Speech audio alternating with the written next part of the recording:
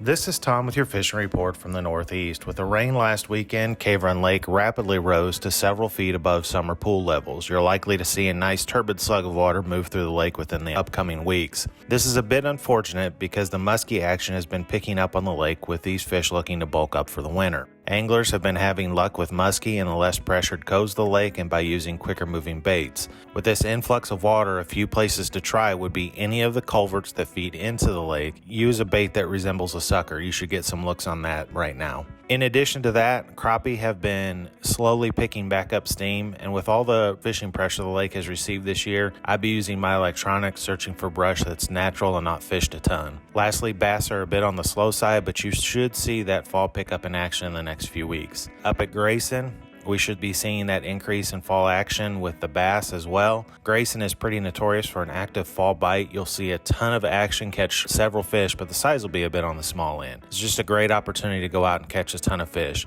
And Bruin is your best bet up at Grayson during the fall. Lastly, trout stocking will be picking up heavy into the month of October. A few of these stockings, we are searching for some volunteers to help give us a hand hiking these fish into the Red River Gorge streams. We have several hikes scheduled for the month and hikes that range from easy to difficult. The point is we just need volunteers to make these stockings happen. If you're available, please send us an email to learn more. You can reach us at justin.heflin@ky.gov. Again, that's justin.heflin, Heflin,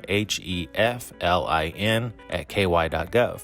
That should do it for us. If you hit the water, good luck and stay safe. This is Adam Martin with your Western District Fishing Report. Here at Kentucky and Barkley Lakes, the water temps are around 80 degrees and water levels have dropped to 356.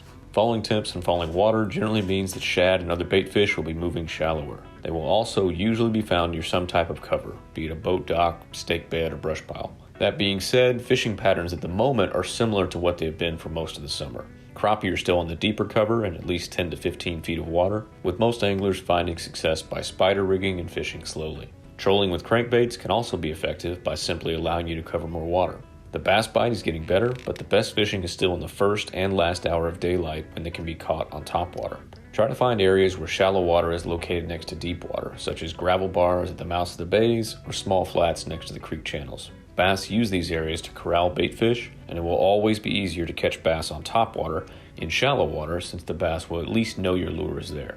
After those magical morning hours, if it's a sunny day, you should head to some boat docks or deeper stake beds. The best of both of those will have a hard bottom and be on the deeper side. If it's a dock, look for those with lots of vertical poles which extend to the bottom. A weedless setup like a jig or skipping lighter baits like flukes will work best, as many of the private boat docks will have some type of fish attractor placed underneath by the dock owners. And please remember to be respectful of the property of the dock owners. Most dock owners don't mind if you fish around their dock, but all of them mind if you ding their boat's gel coat with a 3/4 ounce jig. If instead of bass you're only interested in filling up the cooler for a nice fish fry, then I highly recommend targeting the white and yellow bass. Vertical jigging with spoons on the deeper flats near the main channel swings will be your best bet, but use your sonar to make sure you aren't wasting time in the wrong areas.